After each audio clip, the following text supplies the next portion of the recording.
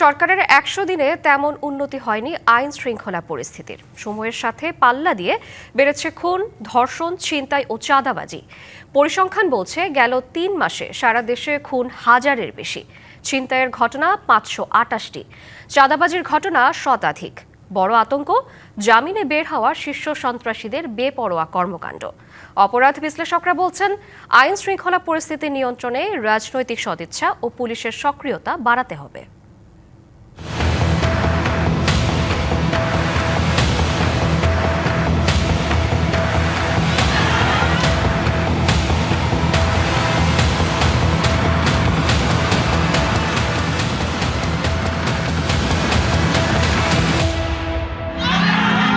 দেশের বর্তমান আইন শৃঙ্খলা পরিস্থিতির বাস্তব একটি চিত্র। রাজধানীর কালশীতে উচ্ছেদ অভিযানে পুলিশের ওপর হামলা, সেখান থেকে দৌড়ে পালিয়ে প্রাণ বাঁচান তারা, তবে আহত হয় ৬ পুলিশ সদস্য। এমন ঘটনায় উদ্বেগ বাড়ছে জনমনে। আমরা কি করবো? আমাকে সন্তানকে আমাকে ঘরে রাখতে হয়, হেফাজতে রাখতে হয়, আমাকে হেফাজতে থাকতে হয়। মহিলারাও রাস্তায় বাইরে না। দিনের বেলা এইসব যদি ঘটনা ঘটে তাহলে আমরা কিভাবে চলবো? কে দিবে আমাদের নিরাপত্তা? এর একদিন আগের ঘটনা পল্লবীতে।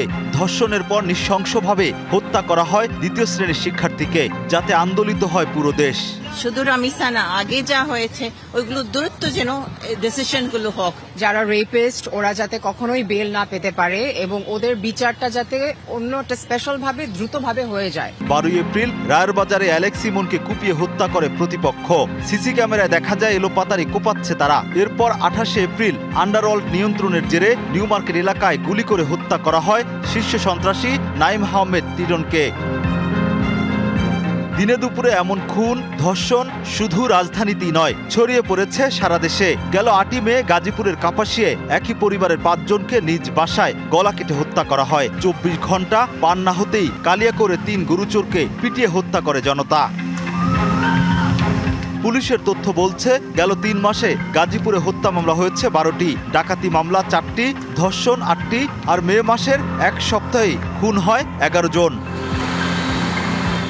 একের পর এক নৃশংস হত্যাকাণ্ড ও ধর্ষণের ঘটনায় ব্যাপক প্রশ্নবিদ্ধ জননিরাপত্তা। খুন খারাপি থেকে বিরত থাকার জন্য সবকিছুই মেনটেন করা পুলিশের অথবা যারা আছে কর্তৃপক্ষ তাদেরই দায়িত্ব। এই যে আমরা কাজ কাম করি, বিভিন্ন জায়গায় যাই, সব জায়গায় পুলিশ দেখি। পুলিশ দেখলে কি হবে? পুলিশের তো মানে না মানুষের। দেশে ক্রাইম জোন হিসেবে রাজধানী ঢাকা শীর্ষে থাকলেও যুক্ত হচ্ছে আরো অনেক নাম। এর মধ্যে গাজীপুর, চট্টগ্রাম অন্যতম। পরিসংখ্যান বলছে গেল 3 মাসে সারা দেশে হত্যার শিকার 1005 জন, ছিনতাই 528টি, মব সহিংসতা 4টি, সবচেয়ে বেশি নারী ও শিশু নির্যাতনের ঘটনা 6111টি। এর মধ্যে 23টি ঘটনা বেশ আলোচিত ও চাঞ্চল্যকর, যার মধ্যে প্রতিপক্ষের হাতে খুন 4টি, পারিবারিক ও ব্যক্তিগত খুনের ঘটনা 9টি। বাকিগুলো ব্যবসা প্রতিষ্ঠানে ঢুকে গুলি, কুপিয়ে জখম, হামলা। এমন বাস্তবতায় মে মাসের প্রথম সপ্তাহে দেশে সাঁড়াশি অভিযান শুরু করে আইন শৃঙ্খলা বাহিনী। গ্রেপ্তার হয়েছে 2000-এর বেশি অপরাধী। পুলিশের গতানুগতিক ভাষ্য, আইন শৃঙ্খলা নিয়ন্ত্রণে দলমত নির্বিশেষে কাউকে ছাড় দেওয়া হবে না। পুলিশের Lily premium gold soap 24 carat gold এনে দেয় রিয়েল গোল্ডেন গ্লো। যেই কাজটা সেটা হচ্ছে আইন শৃঙ্খলা পরিস্থিতি নিয়ন্ত্রণে রাখা, এইটা আমরা সর্বোচ্চ চেষ্টা দিয়ে করছি। আর যে ইতিমধ্যে কিছু বিচ্ছিন্ন ঘটনা যেগুলো ঘটেছে এগুলোর বিষয়ে আমরা মামলা নেওয়া এবং আসামি অনেকেই গ্রেফতার আছে এবং যারা এই মুহূর্তে ধরাছোঁয়ার বাইরে তাদেরকে গ্রেফতারের চেষ্টা অব্যাহত আছে। অপরাধ বিশ্লেষকরা বলছেন অপরাধ নিয়ন্ত্রণে রাজনৈতিক সদিচ্ছা এবং পুলিশের পাশাপাশি এগিয়ে আসতে হবে জনগণকে। জনগণ কি চাই, স্থান কি চাই, কোন স্থানে কেমন ক্রাইম হয়, কোন জায়গায় সবচেয়ে সেম ক্রাইম বারবার হচ্ছে, জনগণের সাথে একটা সম্পর্ক ডেভেলপ করে আমাদের বা পুলিশের প্রস্তুতি এবং প্রিপারেশন বা প্রসিডিউর প্রত্যেকভাবে নেওয়া উচিত।